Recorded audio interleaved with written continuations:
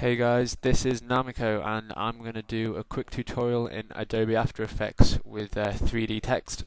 It's a pretty easy tutorial involving some keyframes as well, but it's just going to show you how to do something very simple, and I'm sure you with your creative minds can do something a bit better with it. It's kind of just use it as a jumping off spot. We'll go composition, new composition, and that's kind of all my things. You can obviously manipulate all this depending on what you want to do.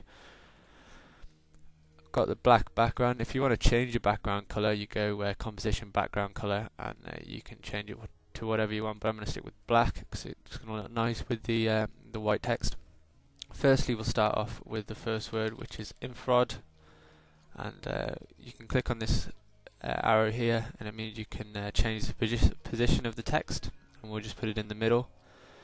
Now I'm going to do some another text. We'll keep it simple and we'll just put Namiko. Obviously, just put this, kind of on top of it. If we go here, this is pretty much your timeline.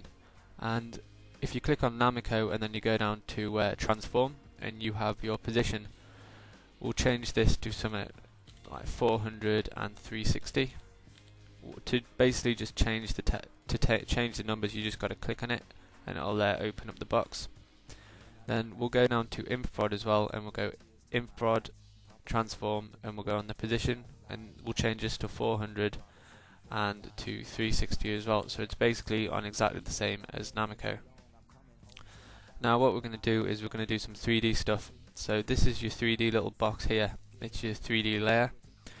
What we're going to do is we're just going to check both of these. So you've got little boxes, well, little 3D boxes in the box already, and this is your timeline. It'll probably be easy if we just move the Namiko over to around about 2 seconds.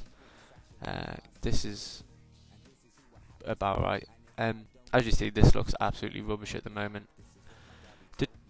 To change the Namiko so it kind of fits the same size, we can go Namiko scale, which is here, and then we can move this down or move it up. It doesn't really matter that much for what we're doing, but just if you want to do it.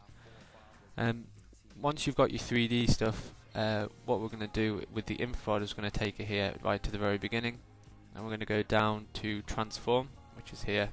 And these are the three that we're going to be working with. It's the X rotation, which is just this one, the Y rotation, which does this, and the Z rotation, which goes like this. I'm just going to set all these back to 0 again, and what we're going to be looking at is just the X rotation. Now, if we click on the stopwatch to create the first keyframe at 0, 0, then we'll drag this all the way to 2 seconds, so basically just on the Namiko bit, and we'll change this to 90, so it goes completely flat.